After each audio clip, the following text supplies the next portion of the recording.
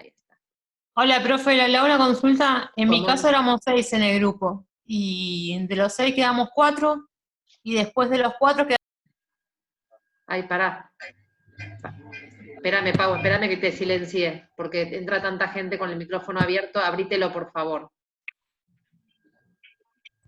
Hola, profe, nosotros al principio el grupo era de 6 y quedamos 4 nada más en el primer trabajo. Y en el último trabajo solamente 3 participamos nada más. Sí, Bueno, tranquila, tranquila, Paula. Eso es lo que estaba diciendo que pasó en la mayoría de los grupos. Hay, creo, un grupo que son 6 personas en mis 2 comisiones y los demás, ningún grupo tiene las 6 personas. A ver, chicos y chicas, en la presencialidad, vayan silenciándose, porque, perdón que miro para otro lado, pero es porque estoy silenciando los micrófonos. Si no es difícil y se va a escuchar muy mal el video. Les decía que en la presencialidad, ustedes lo saben, hay desgranamiento en las cursadas, por motivos miles. En la virtualidad no sabíamos qué iba a pasar, pero por ejemplo, yo una de las 2 comisiones que tengo tuvo menos bajas que lo que tiene la presencialidad, o sea, cosas increíbles están pasando, todas cosas nuevas para nosotros. La otra más o menos tiene una baja normal que se nos hubiera dado en la presencialidad por diferentes motivos. A veces son antes hasta de los parciales, ¿no? Porque es que uno decide cursar menos materias, porque le pasan cosas, nos pasa la vida, ¿no? A veces después de los parciales uno se pincha si no le fue bien, pero hay mermas que son anteriores a los parciales. Bueno, acá en la virtualidad nos va pasando de todo. Hay números similares a los que hubieran pasado en la presencialidad y hay otros números que nos sorprenden, que hay más retención de la que teníamos en la presencialidad. Entonces, bueno, no sé, esto nos dejará también aprendizajes en relación a estas cuestiones que son nuevas para nosotros también, esta es la verdad.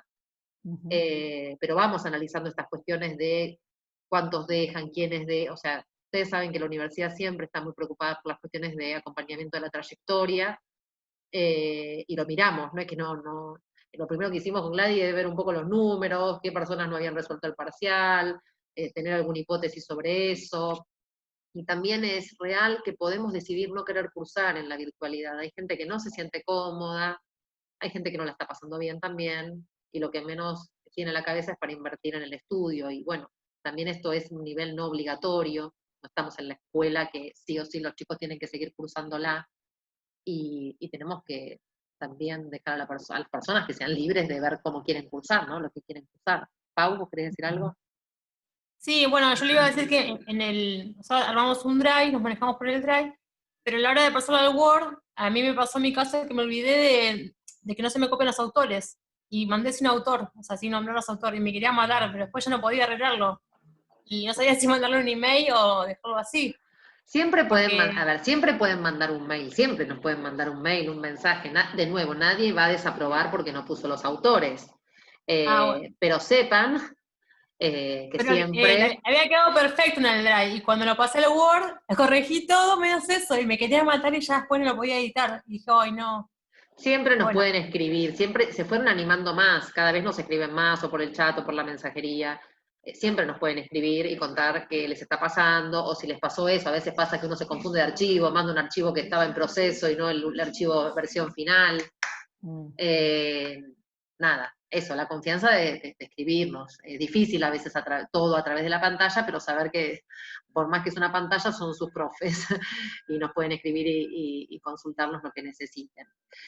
Si les parece, si alguien quiere, a ver, digo, más o menos con esto aparte redondeamos lo que queríamos decir, algunos contaron, si alguien, más allá de la experiencia singular de cada grupo, cree que puede sumar algo más a esto que dijimos, obviamente que nos dice, destraba el micrófono, si no pasamos a la segunda parte. ¿Pasamos? ¿Sí? ¿Dedo? Bien. Segunda parte. ¿Se acuerdan que nosotros tuvimos un vivo con Gaby y Gaby filmó un videíto para arrancar esta segunda parte? Espero que lo hayan visto, digamos, porque es muy potente ese video, aunque es muy cortito, donde presenta algo de lo que es construir la enseñanza. Nosotros venimos pensando en la clase 5 y ya lo venimos pensando desde la clase 4, y si quieren desde la enseñanza, desde la primera clase, que la enseñanza es intencional y como es un acto intencional hay que diseñarlo, hay que escribirlo, ¿no? Gaby dice escritura pedagógica, dice que la planificación o el diseño de la enseñanza es una escritura pedagógica. ¿Qué quiere decir? Nosotros ahí somos autores, ¿no? El diseño curricular no lo escribimos nosotros, pero cuando escribimos una planificación, es una producción nuestra, propia, singular, ¿sí? En ese sentido es una escritura pedagógica y tiene muchísimo valor, porque nosotros ahí estamos tomando decisiones de qué, de cómo, de cuándo, de a quiénes, y eso lo estamos decidiendo singularmente o con un equipo de trabajo, si trabajo con otros profesores, para un grupo determinado, para un tiempo determinado, para un contexto determinado. Entonces ahí me parece que es interesante eso que dice Gaby. Y otra cosa interesante que dice, que mucho lo preguntan a veces en clase ustedes, es cómo se planifican las escuelas. Porque yo tengo un amigo o tengo una amiga o mi mamá es profesora o hizo una suplencia y en una escuela no planifican, o hice una suplencia, pedí la planificación y la directora no la tenía. Bueno, nosotros estamos trabajando con la idea de que hay que planificar la enseñanza. Sabemos que hay docentes que no la planifican, sabemos que hay escuelas que los directivos cuando vamos a hacer una suplencia no tienen la planificación. En general, eso también nos arrojaría datos de cómo está trabajando esa escuela, a medida o la deriva, ¿no? Porque si no planificamos, vamos como a la deriva, no sabemos cuál es nuestro horizonte de trabajo con los estudiantes. Que nos vamos a encontrar con miles de situaciones distintas en las escuelas donde trabajemos, sí, seguro. Las que ustedes recorrieron cuando hicieron la materia sujetos, quienes hicieron la materia sujetos también seguro vieron instituciones y fueron al territorio distintas.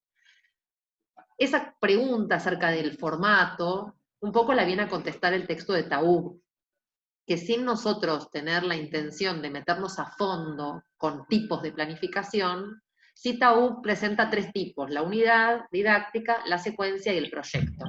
Esta no es una materia para que nosotros entendamos finitamente qué es cada una y cuál conviene más, si una es mejor que la otra. Hay profesores, instituciones, contenidos que permiten mejor un formato u otro, y eso también ustedes lo van a ver cuando hagan las prácticas, lo van a ver cuando hagan la didáctica específica de la disciplina de ustedes.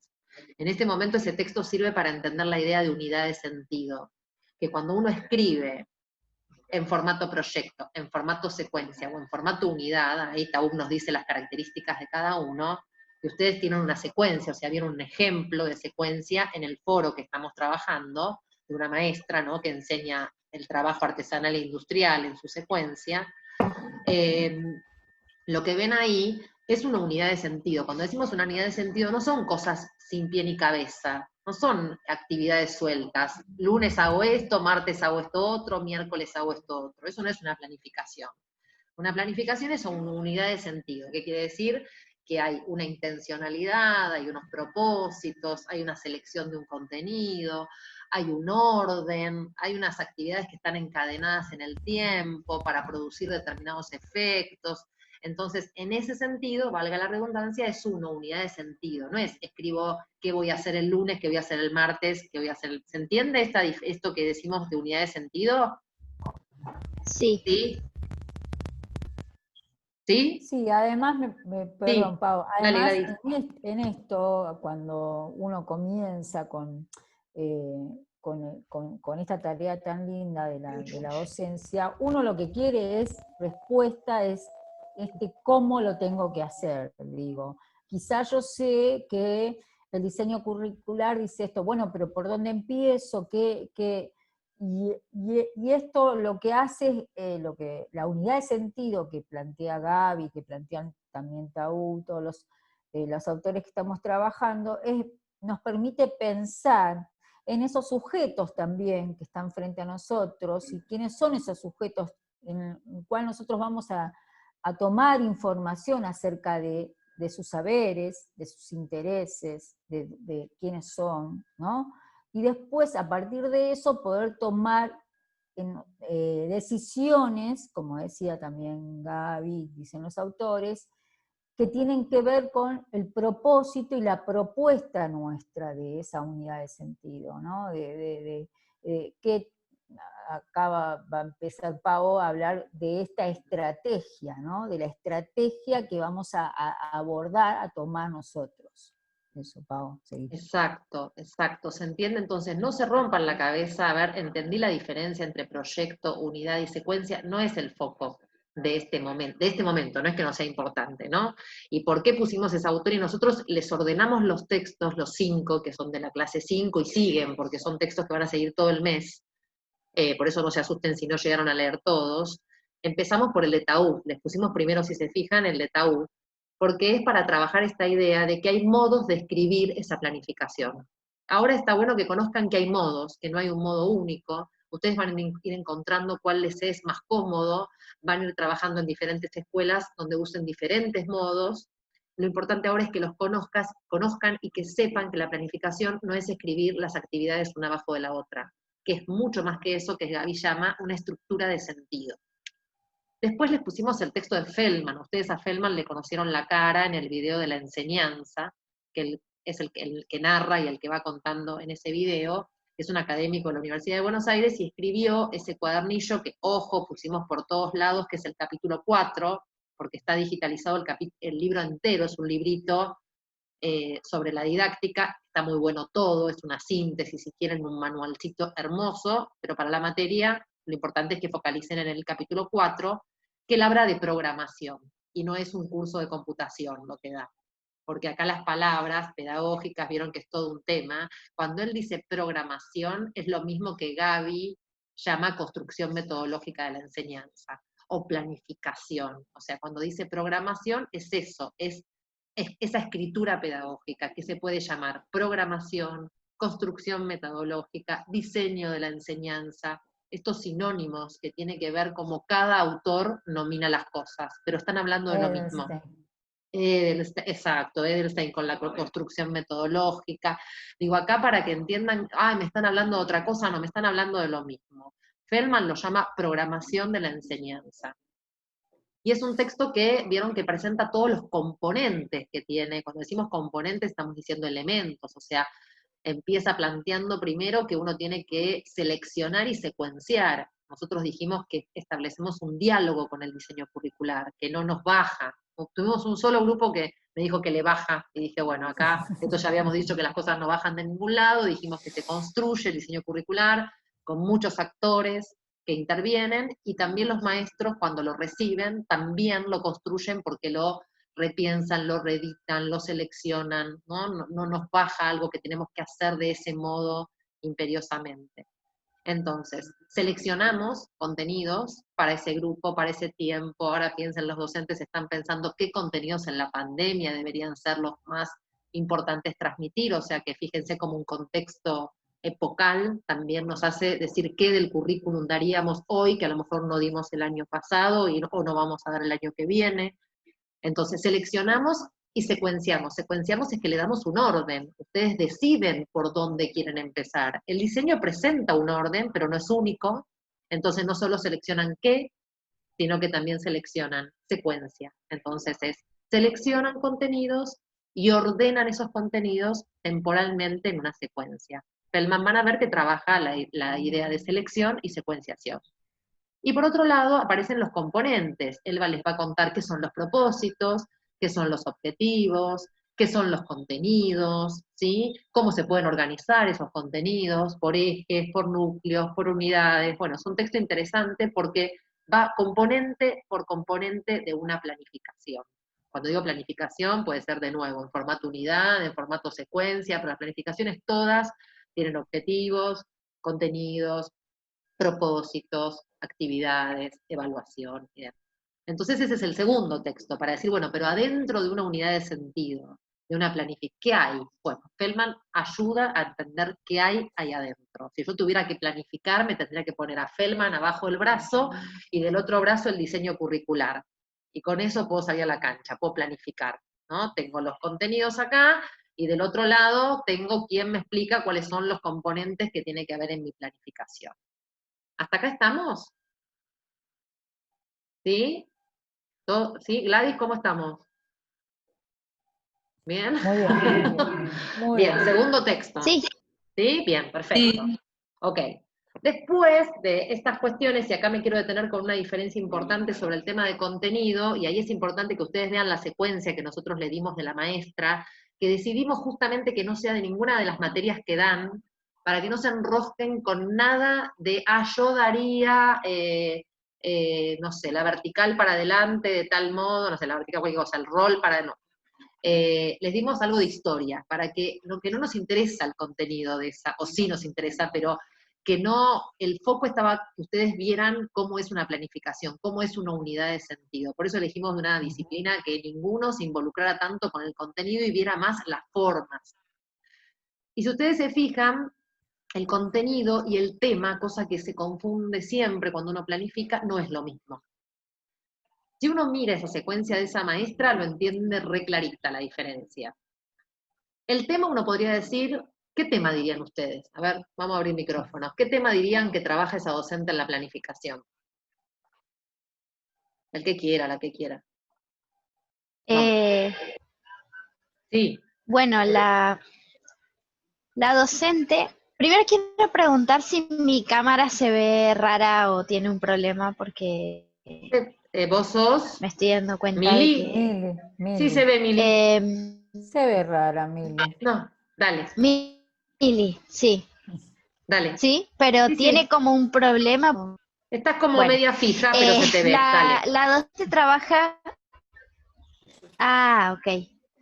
Bueno, la docente trabaja el tema de la diferencia, ¿no? Hace mucho hincapié en lo que es el trabajo, ¿no? Las distintas etapas del trabajo y demás, pero en sí se centra en diferenciar trabajadores industriales de trabajadores artesanos.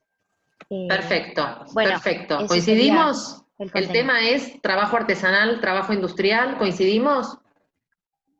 Bien, ese es el tema, no es el contenido. Para darme cuenta cuál es el contenido, es el interrogante que un docente le plantea a ese tema. Porque el trabajo artesanal y el trabajo manual es un tema inmenso.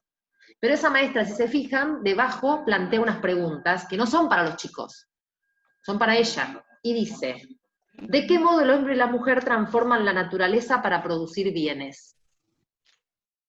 ¿De qué modo se reconocen en eso que hacen? O sea, ¿en qué medida, en un proceso artesanal, una persona se reconoce, ¿no? Fabrica un bien tangible, y alguien que participa en un proceso industrial saben que participa en una parte, ¿no? Ella después se encarga de que los chicos entiendan esta cuestión. Entonces, uno dice, bueno, depende de la pregunta que yo me hago como docente, cómo yo interrogo ese contenido, es que ella hace todo lo que hace después, cuando digo todo lo que propone después hacer con los chicos.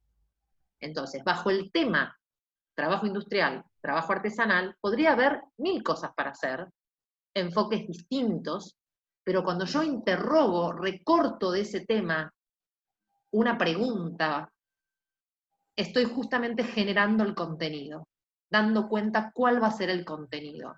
Fíjense que si seguimos el orden, nosotros les dimos a Freire para leer, ¿no? Pedagogía de la pregunta. Y Freire habla justamente que la pregunta es lo que nos pone curiosos en relación con el mundo. Entonces, cuando nos hacemos la pregunta, como docentes, no como estudiantes, no es una guía de preguntas, como docentes lo que hacemos es interrogar ese tema, plantear cuál es la curiosidad que vamos a trabajar con los estudiantes sobre ese tema. Entonces, el tema en general es un título, es como si fuera el título La vaca, ¿no? Los seres vivos. Los seres vivos es un tema. Ahora yo digo, ¿qué es lo que hace vivos a los seres vivos? Bueno, ya estoy ahí aproximándome a un contenido. ¿Se entiende? ¿Sí? ¿Qué diferencia un ser vivo? Sí. Sí, es más. A ver quién está hablando. Perdón, Vamos con los sería dos. Noelia. Y después quién. Estaba alguien más. Acá. Dale. Yo pensaba, en sí, Se te corta un poquito, pero a ver, dale. digo, sería como el desarrollo del tema en sí, digamos. No llega a ser el desarrollo. A ver, después vos lo desarrollás con actividades, ese tema, con explicaciones y demás. Es el recorte que vos haces de ese tema. Y el recorte es muy interesante que se plantee como una pregunta, como una curiosidad a resolver. Sí, y Gladys, y había un varón o una voz que me pareció que era un varón, acá, no sé dónde está, Salinas. Ahí estamos. Ahí está, Contesto dale. algo de No, ya que Noé. habían Dale, Fue Gladys y después Salinas. Perdón, Salinas. Salinas, ¿cómo era tu nombre? Lázaro me llamo. Ah, Lázaro, porque me acordaba de Lázaro. ¿Por qué hoy no estás, Lázaro? Ahora vas, Lázaro. Respondiendo a Noelia, no siempre el contenido responde al tema, no necesariamente. ¿Debería? Sí, debería, obviamente que debería, pero muchas veces uno se pregunta, bueno, el tema, la vaca, y empezamos a hablar, por ejemplo, acerca del medio ambiente. Uno va recorriendo el contenido, uno a veces hasta lo puede ver en un libro, en un texto, y uno dice, bueno, y en realidad, ¿qué tiene que ver este contenido con el tema de la vaca? Y ahí me parece que a lo que podemos responder es esto de la unidad de sentido. ¿Cuál es el propósito? Si yo estoy poniendo un contenido que no responde a la vaca, a esto voy, Noelia, podemos poner un montón de contenido que tenga referencia o relevancia con la vaca, o no. Yo puedo poner un contenido, pero en realidad después me puedo preguntar, bueno, y esto no tiene que ver con el tema. El tema era la vaca, ¿qué pasó con la vaca?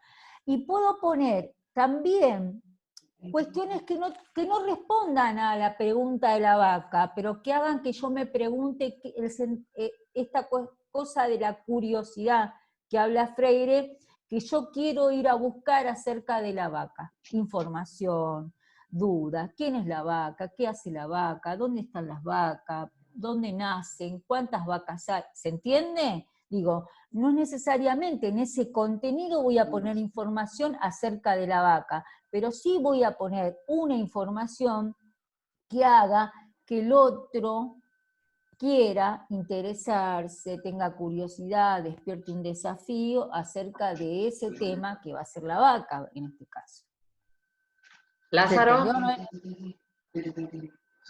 Ahí está. No, ya que Pablo había nombrado a Freire, quería decir una parte de su texto que dice que el educador autoritario tiene más medio a la respuesta que a la pregunta. Y claro, porque la pregunta le brinda un ángulo distinto al profesor. Y también lo había comentado de esa manera en el foro, diciendo que lo que hace es un crecimiento integral y lo que te lleva a una reflexión más crítica. Totalmente. Bueno, me genial esa parte y me gusta compartirla, sí.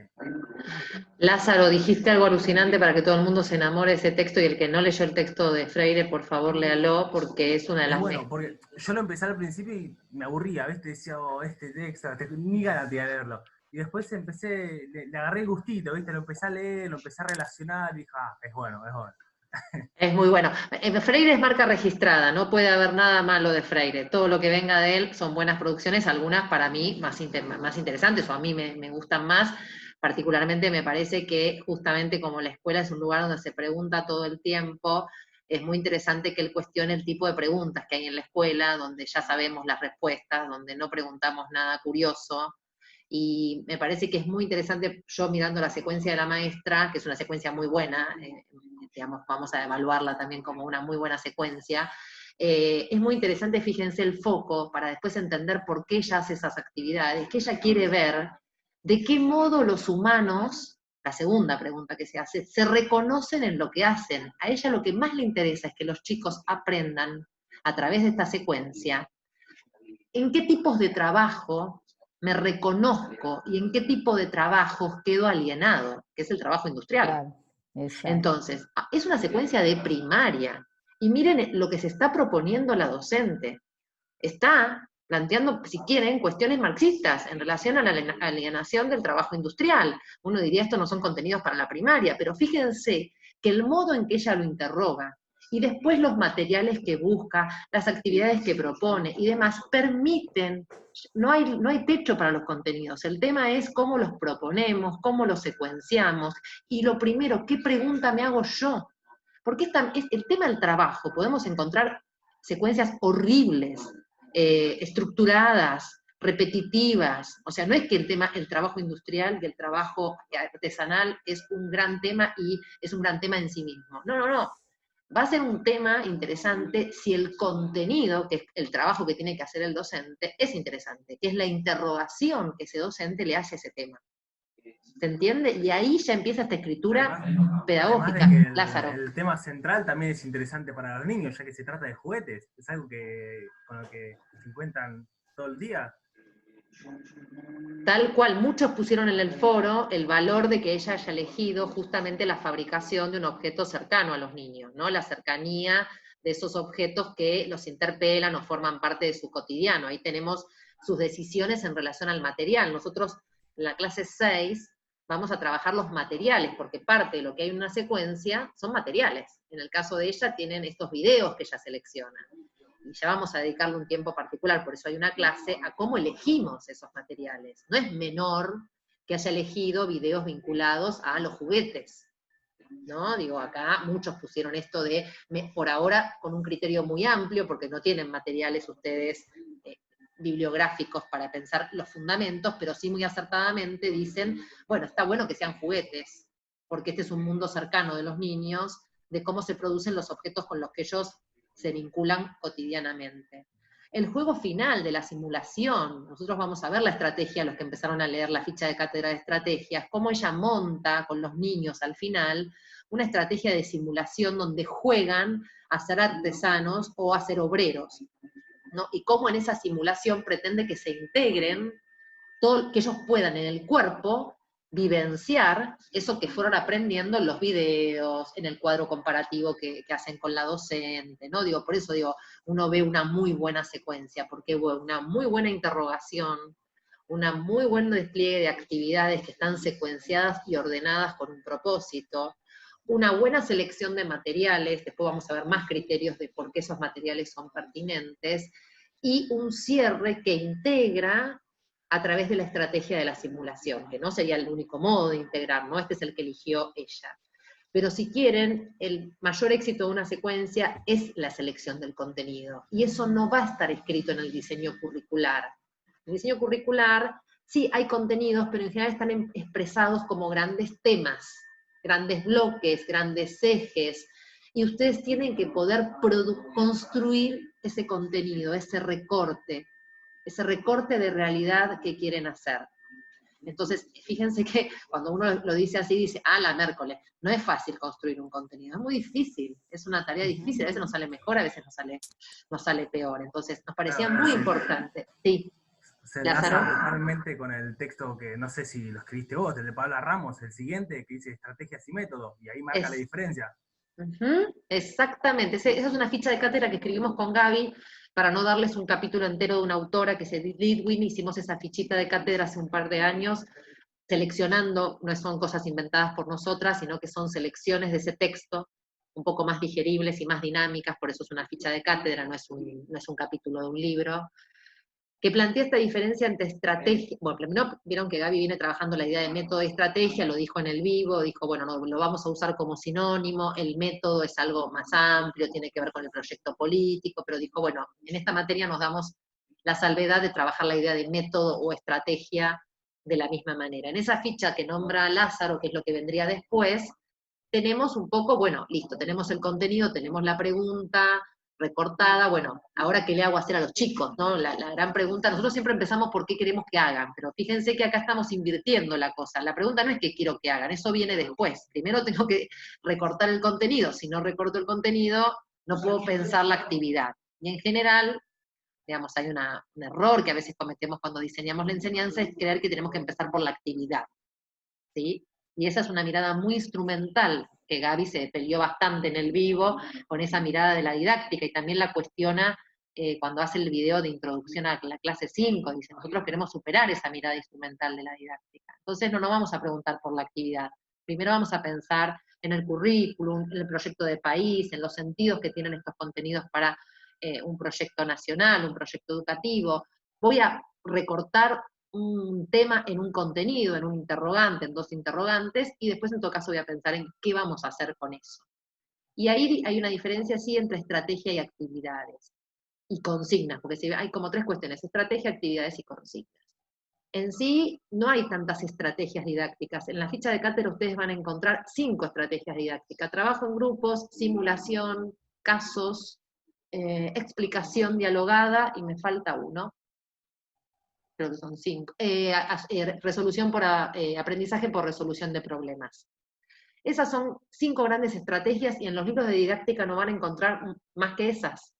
El tema es que para llevar adelante cada una de esas, después puede haber muchas actividades.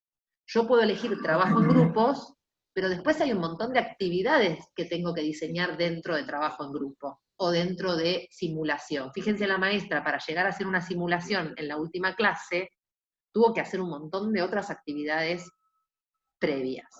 Entonces, la actividad, sí, Lázaro es... Lo que sí no había entendido bien, sí, lo que sí no entendí bien son las 2 dimensiones, ¿viste? De las estrategias, que dice reflexiva y de acción, pero no entiendo cómo se aplica, cómo es reflexiva y de acción. Uy, tendría que ir a mirar ahí la ficha de cátedra, porque me haces una pregunta que necesito como, a ver, volver a ese párrafo, no, pero no importa, lo último lo miro y les mando un audio, tomo lo tuyo de lo reflexivo y les mando por el espacio colectivo, tendría que hacer un foco ahí para ver qué pusimos y en qué Perfecto. situadamente. Pero lo que quiero que entiendan es que es más que la actividad, la estrategia. La estrategia sería como, yo digo, bueno, mi estrategia es la simulación. Bueno, pero para hacer una simulación, bueno, va a haber roles. Pero ¿cómo un pibe sabe hacer de artesano u obrero si antes no investigamos que es un artesano y un obrero? Estamos en estrategia simulación, porque finalmente vamos a querer que los pibes monten una simulación. Pero para que lleguemos a la simulación, por ejemplo, los obreros y los artesanos tienen que saber qué tienen que hacer. Entonces tuve que mirar un video, y tuve que hacer una guía de preguntas, y ¿se entiende? Entonces, ahí ya tenemos las actividades, pero todas son para elaborar la estrategia simulación. ¿Se entendió el ejemplo o no? ¿Sí? ¿Dedos? Sí. ¿Sí? Sí, Bien. ¿Se entendió? Perfecto. Entonces, ustedes van a encontrar un texto que tiene 5 estrategias, que es este que dice Lázaro, que se llama ficha de cátedra, pero después también tienen un texto que se llama actividades y consignas, donde ya empieza a la cosa más finita. Bueno, ¿cómo es que se escribe una consigna para que quede bien escrita? ¿Cómo se hace una guía de preguntas? ¿Cómo se manda a los pibes a buscar en internet? Bueno, ese es como si empezáramos, fíjense, empezamos por la unidad de sentido con tabú y terminamos pensando cómo escribimos la consigna. Vamos de lo más general a lo más particular. Cuando que en general lo que pensamos es que lo que tenemos que aprender como docentes es a escribir consignas. Fíjense que es todo lo contrario, tenemos que empezar por el currículum, como empezamos en esta materia, para entender que hay todo un caminito para llegar a poder escribir una consigna, que las consignas no son cosas sueltas, ¿no? Que son cosas que están estructuradas en otras cajitas, por así decirlo, anteriores, y a veces más complejas que resolver que la escritura de una consigna.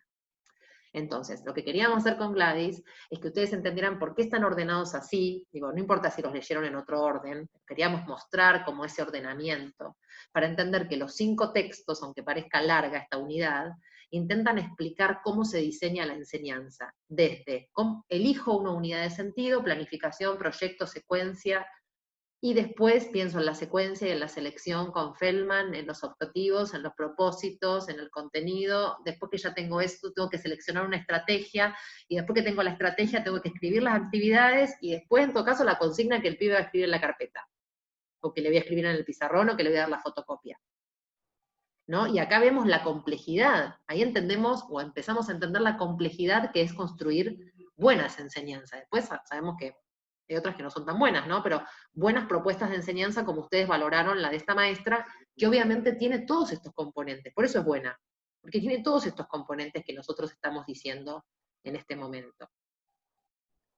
Gladys, ¿cómo estamos? Sí, pensaba ¿Dormido? también que comienza, digo, con el tema y con pensar en esta unidad de sentido, con el propósito, y termina, digamos, con una evaluación, que es como un círculo. Cuando uno va a evaluar, dice, bueno, en realidad el propósito comienza haciendo qué es lo que quiero enseñar, porque qué es lo que quiero que aprendan, y cuando voy a evaluar, que es el final de ese círculo, de ese recorrido, también voy a buscar la misma pregunta. ¿Qué es lo que saben de lo que se enseñó? ¿Qué es lo que se aprendió de lo que se enseñó? Y de esa unidad de sentido que yo me propuse en algún momento, digamos, hay el recorrido de la secuenciación, de la organización, de la selección, del contenido, que surge de eso, ¿no? Uno termina preguntándose, bueno, en realidad, además del trabajo artesanal y el trabajo fabril, ¿cómo era? Fabril no se dice. Industrial, sí. Industrial. El propósito también de esta docente, hacer la simulación, es que ellos se vieran representados como futuros ciudadanos en esos roles. Digo, entonces, ¿cómo se representan, más allá del trabajo que puede ser alienado o un trabajo donde tiene un claro compromiso con esa labor, el artesano, el otro también, pero de otra manera, pero cómo se ve representado ese alumno, ese sujeto en esos roles? Digo, porque Tal cual. en algún momento va a estar en ese lugar, posiblemente, digo, pero lo tiene que pensar que ese lugar no lo hace un robot, lo hace una persona, y que puedo ser yo. Y ahí Gladys va a la pregunta, miren, si llegamos a ese cometido, la maestra está resolviendo la pregunta que se hizo, que es de qué modo se reconocen en lo que hacen. O sea que llegamos a la pregunta, a poder responder la pregunta inicial. Y pensaba en esto que ustedes hicieron en el parcial, mientras hablaba Gladys, con el tema de este eje ciudadano que ella está interpelando, esta formación ciudadana que piensa en este contenido, cómo ustedes vieron que en el marco referencial nos sugieren como eje transversal la formación ciudadana. Entonces, ¿cómo nosotros podríamos en nuestra secuencia decir, por ejemplo, esta secuencia tiene unos años, no sé si fue hasta anterior que el diseño curricular, este último vigente, explicitar en su secuencia didáctica que aparte del contenido en relación a cómo ella problematiza el trabajo artesanal e industrial, está incorporando la dimensión que propone el marco referencial acerca de la formación ciudadana. O sea que eso que está en el marco referencial, yo lo puedo poner en la fundamentación de lo que yo estoy enseñando. Y ahí vemos cómo van y vienen los violines, del diseño a la consigna, de la consigna al diseño, o sea, nada de lo que estamos viendo en la materia está desarticulado desde el primer día que dijimos que la enseñanza era un acto político intencional. Seguimos ahí, lo único que hacemos es profundizar y profundizar eso que afirmamos ese primer día con el texto de Basabe y Coles. ¿Sí? Estamos como abriendo las cajitas, para decirlo de alguna manera. A mí se me representa un poco así la materia. Se va a cortar, Pau. Sí, y vamos a entrar una sola vez más, pero por mucho menos tiempo para contarles. Yo creo que hasta acá presentamos lo que queríamos presentar, contarles algo del trabajo que se viene. Yo voy a cortar porque si no nos va a agarrar en el medio y volvemos a seguir con... Sí, sí. Yo me tengo que salir porque tengo otra materia también. Salga. El que tiene que salir no ingresa, va a quedar grabado. El que quiere estar para interactuar y para preguntar, vamos a comentar cómo es el próximo trabajo en relación con todo lo que dijimos recién y ya terminamos. ¿Sí? Sí. Chao, profe, saludos a todos. Chao, Pau. Chao. Chao, gracias.